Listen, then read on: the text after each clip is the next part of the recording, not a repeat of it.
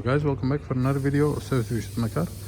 Today I'm going to show you the battery locations of a Land Rover models. This is a Range Rover Sport. I'm going to show you where the two batteries are located of this model car, because I had to search for myself, and if you watch this video you don't have to search, you can find them easily. Before we start, I want to mention our YouTube channel, the Service Reset My Car. I'd appreciate it if you subscribe to our channel. Give us more support by liking our videos.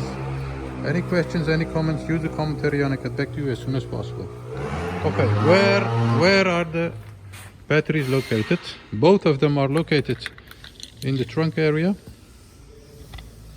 Yes, first one is on the right side. Just open this carpet over here.